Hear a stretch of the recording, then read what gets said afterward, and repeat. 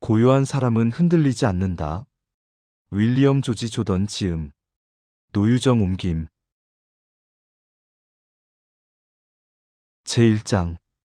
운명의 창조자, 환경의 노예. 인간에게는 두 명의 창조자가 있습니다. 바로 그의 신과 그 자신입니다. 첫 번째 창조자인 신은 그에게 삶의 원재료와 그 삶을 원하는 대로 빚어낼 수 있는 법칙들을 제공합니다. 두 번째 창조자인 그 자신은 스스로는 거의 깨닫지 못하는 놀라운 힘을 가지고 있습니다. 정말로 중요한 것은 인간이 그 재료를 가지고 자신을 무엇으로 만드느냐입니다. 인간은 삶에서 실패하면 보통 나는 신이 만든 대로일 뿐이다 라고 말합니다. 반면 성공하면 그는 자랑스럽게 자신을 자수성가한 사람이라고 선언합니다. 진실은 이것입니다. 인간은 이 세상의 완성품으로서가 아니라 가능성으로서 존재합니다. 인간의 가장 큰 적은 바로 자기 자신입니다. 나약함에 빠진 인간은 환경의 피조물이 되지만 강인함을 깨우친 인간은 환경의 창조자가 됩니다. 그가 희생자가 될지 승리자가 될지는 전적으로 그 자신에게 달려 있습니다. 인간이 진정 위대한 이유는 현재의 모습 때문이 아니라 미래의 가능성 때문입니다. 자신 안에 잠재된 가능성이 얼마나 장엄한지 진정으로 깨닫지 못한다면 자신에게 주어진 삶, 즉 스스로 온전히 책임져야 하는 그 삶을 살아갈 특권을 가졌다는 사실에 눈뜨지 못한다면 그는 그저 세월 속을 더듬으며 헤맬 뿐입니다. 자신이 만들어갈 수 있는 삶을 보기 위해 인간은 홀로 영적 사유의 산으로 올라가야 합니다. 마치 그리스도가 세상에 살기 위한 힘을 얻으려 세상을 떠나 홀로 동산에 들어갔듯이 말입니다. 그는 그곳에서 한 개인으로서 자신의 신성한 중요성을 인식하는 신선하고 순수한 공기를 마셔야 합니다. 그리고 정화되고 새로운 힘으로 짜릿해진 마음으로 일상의 문제들에 접근해야 합니다. 인간의 신학에는 나는 흙먼지 속 미천한 벌레일 뿐이라는 생각은 줄이고 나는 놀라운 가능성을 지닌 위대한 인간 영혼이다라는 개념을 일상의 실천적 종교의 핵심 요소로서 더 많이 필요로 합니다. 삶에 대한 이처럼 확장되고 자극적인 관점을 가질 때 그는 어떻게 자기 통제를 통해 자신의 왕권을 획득할 수 있는지 보게 됩니다. 역사상 가장 극적인 순간에 발휘되는 자기 통제든 지극히 평범한 일상 속의 자기 통제든 그 본질은 다르지 않습니다. 하고자 하는 의지만 있다면 누구나 이 통제력을 손에 넣을 수 있습니다. 관건은 그 대가를 치를 용의가 있느냐 뿐입니다. 자기 통제의 힘은 인간을 하등동물과 구별짓는 위대한 자질 중 하나입니다. 인간은 내면의 선악과 싸워 이길 수 있는 유일한 동물입니다. 세상 진보의 모든 단계는 새로운 통제의 과정이었습니다. 그것은 하나의 사실이 가하는 폭정으로부터 벗어나 그 사실을 이해하고 숙달하는 것이었습니다. 오랫동안 인간은 번갯불을 공포 속에서 바라보았습니다. 오늘날 그는 그것을 전기라는 힘, 즉 자신이 숙달하여 노예로 만든 힘으로 이해하기 시작했습니다.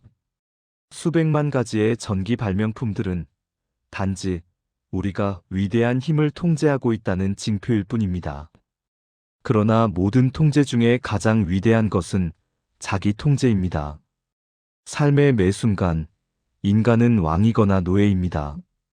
그릇된 욕망에 스스로의 나약함에 무너질 때 어떠한 조건이나 환경 혹은 실패에 절망하며 주저앉을 때 그는 노예입니다. 반면 날마다 자신의 약점을 분쇄하고 내면의 저항을 제압하며 과거의 죄와 어리석음으로부터 매일 새로운 자아를 재창조할 때 그는 왕입니다. 그는 자기 자신을 지혜로 다스리는 왕입니다. 알렉산더는 자기 자신을 제외한 전 세계를 정복했습니다. 지상의 황제였지만 그는 자기 격정의 비굴한 노예였습니다. 우리는 타인의 소유물을 부러워하며 그것이 우리 것이기를 바랍니다. 때로 우리는 빅토리아 여왕의 왕관이나 비렐름 황제의 자기만족을 바랄 때처럼 실제 성취할 생각은 없이 막연하고 몽상적인 방식으로 이를 느낍니다. 하지만 때로 우리는 비통해하며 삶의 좋은 것들이 잘못 분배되었다고 분노하다가 절망적인 운명론에 빠져 우리의 상태를 받아들이기도 합니다. 우리는 다른 사람의 성공을 부러워하지만 마땅히 그 성공을 가져온 과정을 모방해야 합니다. 우리는 보디빌더 산도우의 멋진 신체 발달을 보지만 그가 갓난아기 시절에는 너무 약해서 생명을 부지할 희망조차 거의 없었다는 사실을 잊습니다. 우리는 바울의 힘과 영적인 강인함을 부러워하면서도 그가 자기 통제를 통해 변화되기 이전 연약했던 인간 사울을 깨닫지 못합니다. 우리는 정신적, 도덕적, 육체적, 재정적 혹은 영적인 면에서 우리 자신의 시작보다 훨씬 더 약하고 빈약한 시작에서 비롯된 위대한 최종적 성공의 수많은 사례들의 눈을 감아버립니다. 의지만 있다면 누구나 자기 통제를 이룰 수 있습니다. 하지만 에너지를 점진적으로 소모하며 오랜 기간 꾸준히 대가를 치르지 않고서는 그것을 얻으리라 기대해서는 안 됩니다. 자연은 개인과의 관계에 있어서 할부 방식의 철저한 신봉자입니다. 아무리 가난한 사람이라도 자신이 원하는 것에 대한 대가를 지불하기 시작할 수 있습니다. 그가 지불하는 모든 작은 개별적 대가를 자연은 그가 필요할 때를 위한 예비 자금으로 저장하고 축적합니다. 인간이 일상의 작은 시련들을 견디며 소모하는 인내심을 자연은 삶의 위기 순간을 위한 놀라운 예비력으로 그를 위해 저장합니다. 자연에 있어서 그가 옳은 일을 하며 매일 쏟는 정신적, 육체적 혹은 도덕적 에너지는 모두 그를 위해 저장되고 힘으로 변환됩니다. 자연은 어떤 것에 대해서도 결코 일시불 완납을 받지 않습니다. 이는 가난한 이들과 약한 이들에게 불공평한 처사일 것입니다. 자연이 인정하는 것은 오직 점진적인 할부 방식뿐입니다. 누구도 한순간에 습관을 만들거나 한순간에 버릴 수 없습니다. 그것은 발달의 문제, 성장의 문제입니다. 하지만 인간은 어느 순간에든 습관을 만들기 시작하거나 버리기 시작할 수 있습니다. 이러한 인격 성장의 관점은 자신의 가능성의 한계에 더 가까이 다가가 살기를 진심으로 바라고 결심하는 사람에게 강력한 자극제가 되어야 합니다. 자기 통제는 우리가 약한 근육을 강화하는 방식과 정확히 똑같은 방식으로 개발될 수 있습니다. 즉, 매일 조금씩 운동하는 것입니다. 도덕적 체조의 수련을 위한 단순한 연습으로서 매일 우리에게 불쾌한 몇 가지 행동을 합시다. 그것을 행하는 것은 우리가 필요할 때 즉각적인 행동을 취하는 데 도움이 될 것입니다. 그 연습은 매우 간단할 수 있습니다.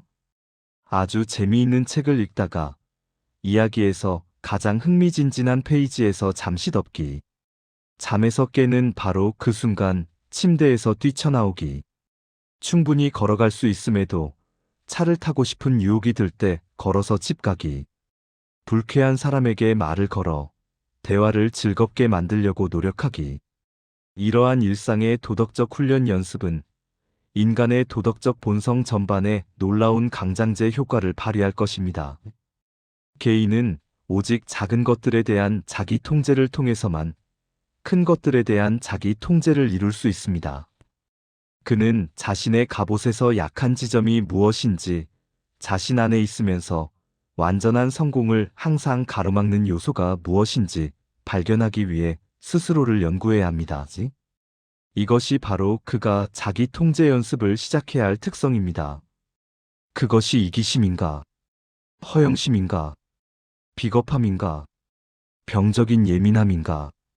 성질인가? 게으름인가? 걱정인가? 산만함인가? 목적의 결여인가? 삶이라는 가면무도회에서 인간의 약점이 어떤 형태를 취하든 그는 그것을 발견해야 합니다. 그런 다음 그는 마치 자신의 전 생애가 바로 앞에 단 하루로 축약된 것처럼 매일을 살아야 합니다. 과거에 대한 쓸데없는 후회도, 미래에 대한 쓸데없는 걱정도 없이 그는 그날을 마치 자신의 유일한 날인 것처럼 살아야 합니다. 자신 안에 가장 좋은 모든 것을 주장할 수 있는 유일하게 남은 날, 자신 안에 가장 나쁜 모든 것을 정복할 수 있는 유일하게 남은 날처럼 말입니다.